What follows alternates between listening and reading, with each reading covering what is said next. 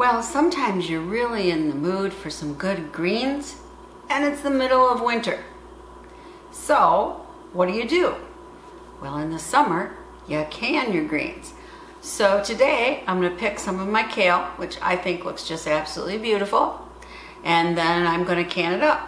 And that way, when I get a craving midwinter, I can have my own home canned greens.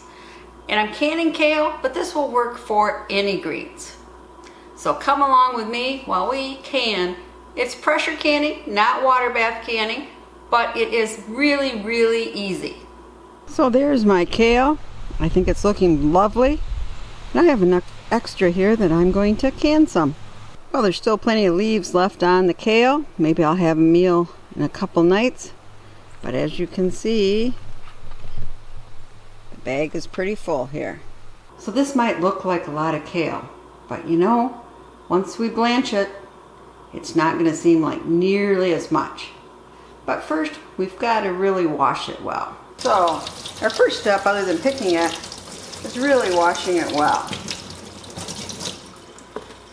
You know, it can have little bugs on it, some cobwebs, all kinds of things.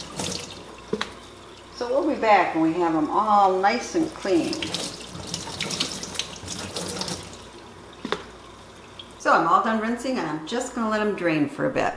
Now it's drained, and now I just want to pull pieces here. We don't want that heavy stem, okay?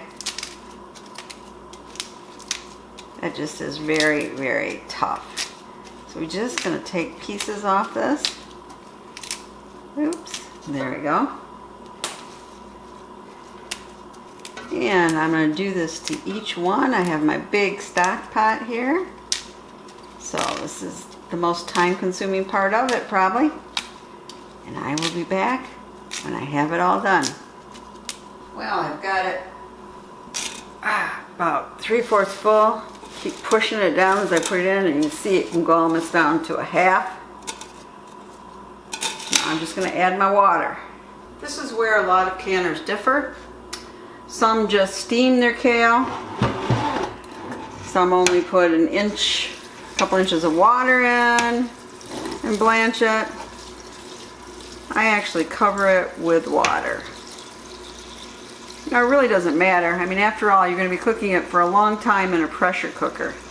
So it's not like blanching some vegetables, which you only want for 2-3 minutes. Putting the water in here. See how much is going down even with the water here.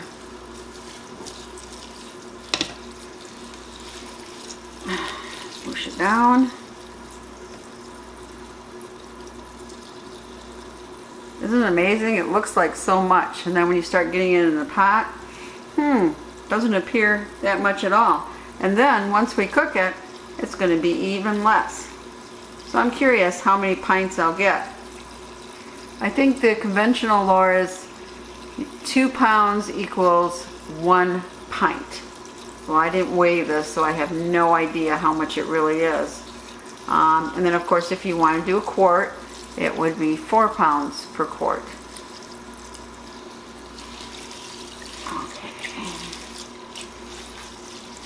That's almost enough, just a little bit more. Okay. As I cook it, I'll keep pushing it down in. Now it's ready to go on the stovetop. So I have my water in there, measured to the right height. I have added some vinegar because I have hard water and don't want cloudy jars.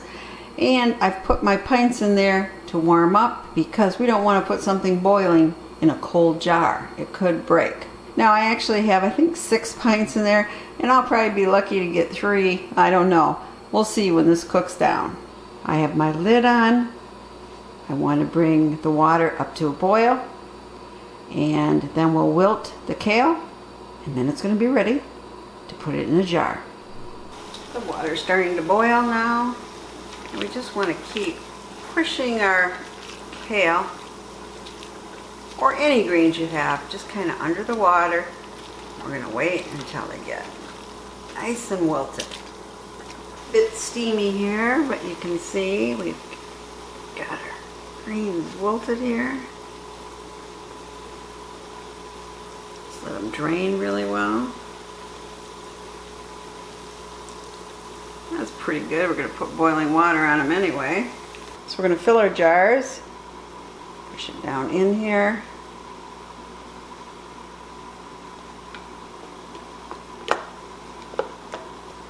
See how much goes in there? Really want to pack it down. So I'll be back when I got this completely full. So we have our jars filled, which is, and now we just want to put boiling water on top. So we're going to use the same water that we boiled the kale in because it has a lot of the good juice in it. And you want to leave a 1/2 inch headspace. Be back when we're done with this. We want to make sure there's no bubbles in here. That's air bubbles, that is.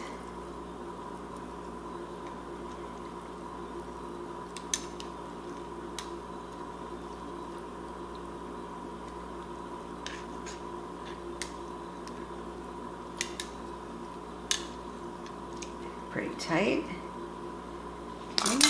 You want to wipe each lid. I should say rim of the jar.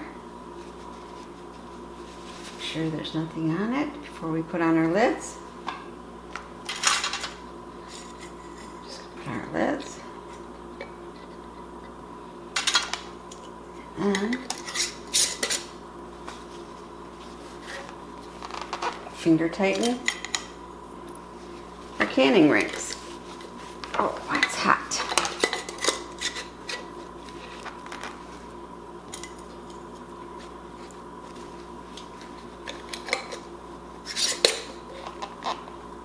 Okay, now it's time to put them in our canner. Well, we got all 3 jars in there. That's right, only 3. Now we're on top. And we're going to screw on our lid. There we are.